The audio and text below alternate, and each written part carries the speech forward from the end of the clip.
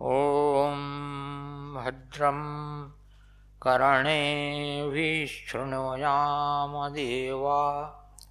भद्रं पश्येमाक्षभिर्जयत्राः स्थिरैरङ्गैस्तुष्टुवागुंशस्तनूभिर्व्यसेम देवहितं यदायुः।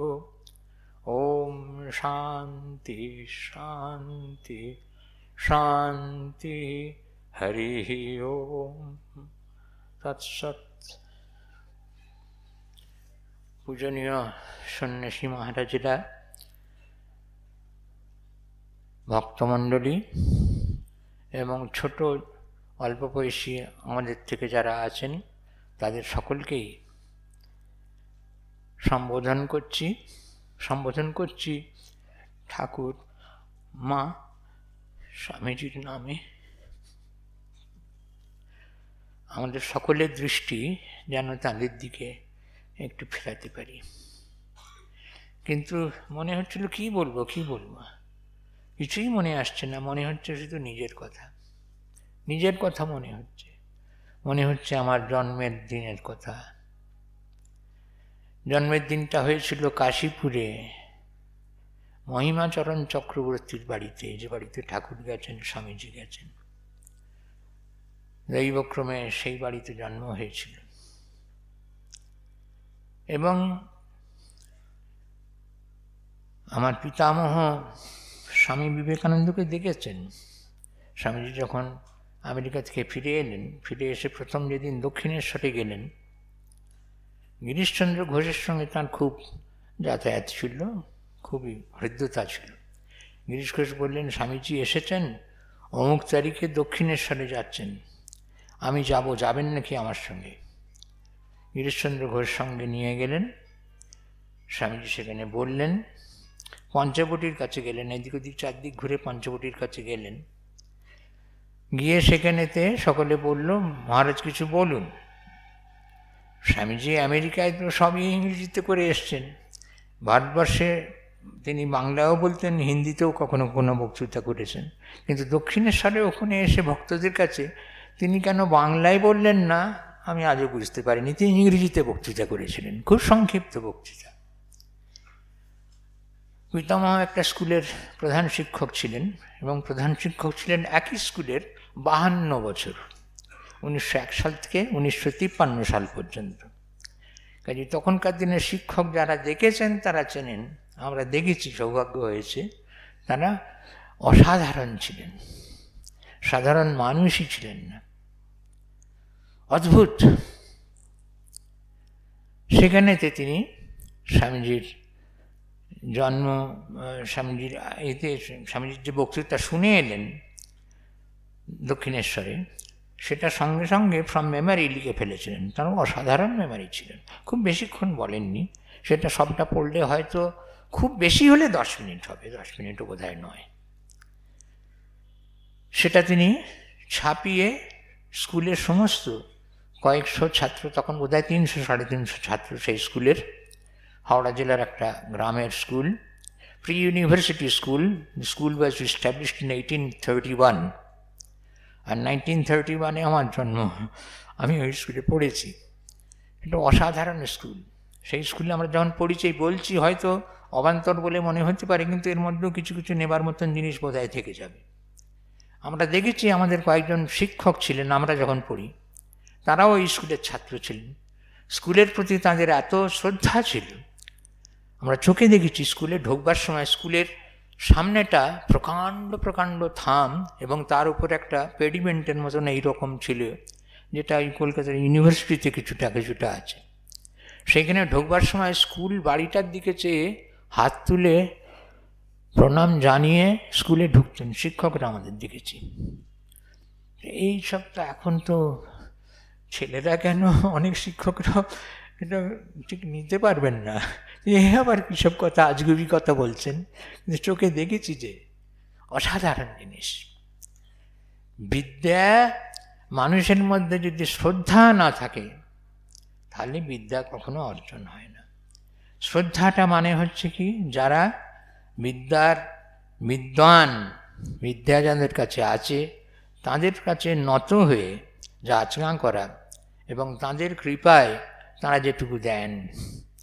আমার মাঝে মাঝে হাসিও পায়, অন্যরাও হয়তো হাসে। স্কুলে ক্লাস 7-এ পড়ছি যখন, তখন আমাদের পণ্ডিত মশাই ছিলেন, তার নাম আপনারা যারা সংস্কৃত চর্চা করেছেন অনেকেই জানেন, পণ্ডিত ভূতনাথ সপ্ততীর্থ। তিনি আমাদের স্কুল থেকে যখন পড়াচ্ছেন, যখন আমাদেরও যখন পড়াচ্ছেন, তখন ইউনিভার্সিটি থেকে, কলকাতা ইউনিভার্সিটি থেকে তাঁকে একটা অ্যাপয়েন্টমেন্ট লেটার দেওয়া হলো as a professor Sanskrit college ক্যালকাটাতে। He refused. সংস্কৃত কলেজের প্রিন্সিপাল তখন 2-4 জনকে জিজ্ঞেস করলেন, বিশিষ্ট ব্যক্তিত্বের জিজ্ঞেস করলেন যে কী ব্যাপার, ভূতনাথ সপ্ততীর্থকে কলকাতা বিশ্ববিদ্যালয়ে অধ্যাপকের পদ দেওয়া হচ্ছে, তিনি অগ্রাহ্য নিচ্ছেন না, কী ব্যাপার? বললেন, ওর মাস্টারমশাই, উনি যখন স্কুলে পড়েন, যিনি হেডমাস্টার ছিলেন, তিনি এখনও রয়েছেন। তখন বোধ হয় 45-46 বছর কি 50 বছরের কাছে হয়ে গেছে, 52 বছর ছিলেন তো। উনি স্কুলে থাকতে যার কাছে পড়েছেন হেডমাস্টারমশাই, উনি ওই স্কুল ছেড়ে আসবেন না, এসব ভাবা যায় না এখন। এখানে অনেক ছাত্রছাত্রীও আছেন নিশ্চয়ই, শিক্ষক অধ্যাপক আছেন, অধ্যাপনা করেছেন, শিক্ষকতা করেছেন, আছেন, কিন্তু ঠিক এইরকম জিনিসটা দেখতে পাওয়া খুব শক্ত, খুব শক্ত। সেইখানেতে আমরা এগুলো পেয়েছি এবং সেখানে ঠাকুর স্বামীজির কথাও পেয়েছি। প্রসঙ্গক্রমে মাঝে মাঝে বলতেন, অসাধারণ লাগত। স্বামীজির প্রতি একটা অদ্ভুত ভালোবাসা, যেটা আগুনের মতন গরম। প্রেম, ভালোবাসা, প্রীতি সকলের প্রতি, মার স্নেহ যেন পদ্ম ফুলের মতন ফুটে উঠেছে। আর স্বামীজির সমস্ত জীবন দিয়ে মানুষের সেবা। সেবা মানে কি? তাদের মহত্তর করে তোলা, তারা জীবনের যেটুকু বীজ নিয়ে এসেছে সেই বীজটাকে অঙ্কুরিত করে প্রস্ফুটিত করা, তার থেকে একটু ছোট্ট চারা বেরোবে, সে চারাটি বৃদ্ধি পেয়ে তাতে ফুলে ফলে এমন হয়ে উঠবে যে সমাজ আমোদিত হবে, আনন্দিত হবে, তৃপ্ত হবে। তা এইরকম শিক্ষা এখন কোথায় আছে? কিন্তু সেইটা করা উচিত। এখানে যারা শিক্ষকতা করেন বা এখান থেকে যারা এসেছেন, তাদের মধ্যে যারা শিক্ষক হবেন, তারা যদি অনুগ্রহ করে একটু এই কথাগুলো একটু মনে রাখেন, তাহলে দেখবেন যে শিক্ষকতার কি একটা মহত্ব আছে, কি অদ্ভুত মহত্ব আছে। আমাদের সময় শিক্ষকদের মাইনে কি ছিল? 100 টাকা মাইনেও সকলের ছিল না। হেডমাস্টার মশাইয়ের মাইনে 150 টাকা ছিল, অন্য শিক্ষকদের 100 বা তার কম মাইনে ছিল। আর এখন কত হয়েছে? হাজার হাজার টাকা, 30-40 হাজার টাকা মাইনে পান শিক্ষক অধ্যাপক অনেক আছেন। কি হয়ে গেছে?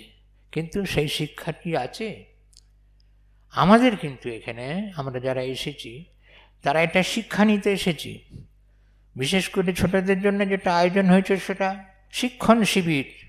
কিসের শিক্ষণ শিবির? জীবন গঠনের শিক্ষা।